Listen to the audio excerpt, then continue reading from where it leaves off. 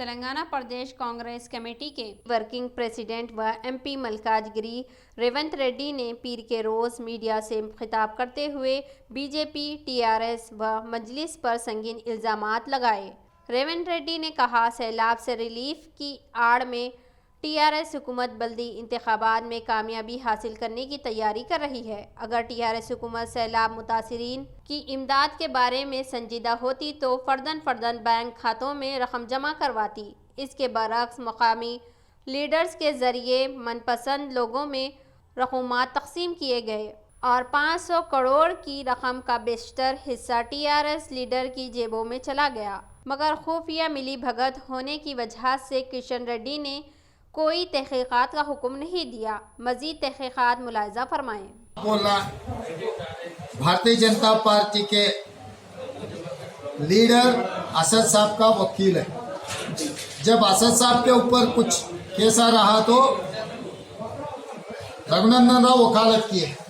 जब रघुनंदन राव चुनाव में गए, उनके तरफ से एमआईएम वकालत किए या नहीं किए, बीजेपी वाले बोल रहे।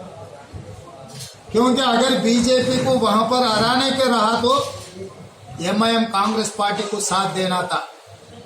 क्योंकि केसीआर ने हर वक्त पे आर्टिकल 370 में, ट्रिपल तलाक में, अयोध्या इश्यू में, नोटबंदी में, जीएसटी में, वाइस प्रेसिडेंट में, प्रेसिडेंट चुनाव में, हर वक्त केसीआर साहब ने मोदी साहब का साथ दिए। अगर मोदी साहब को हराने का एजेंडा अगर एमआईएम अगर उठाए, पहले केसीआर को हराना। क्योंकि यहाँ जितने भी माइनॉरिटी के वोट कार को मिल रहा है, वो दिल्ली जाने के बाद कमल बन रहा है। हर वोट यहाँ पर कार को मिल रहा है। कार के स्टीयरिंग असद साहब के हाथ में है। हैदराबाद में कार के स्टीयरिंग असद साहब के हाथ में, brake and accelerator Amit Shah के साथ में है।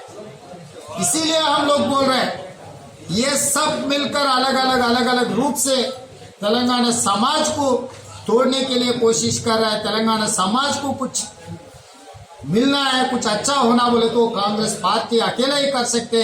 ये तीनों अलग रूप से आ रहे। आने वाले हैदराबाद चुनाव में देख समझ कर वोट डालने का वक्त है। जितना भी पैसे लूटे गरीब लोगों का पैसे, वो इमीडिएट सरकार, केंद्र सरकार ने उसको रिकवरी करने का जांच देना है अभी।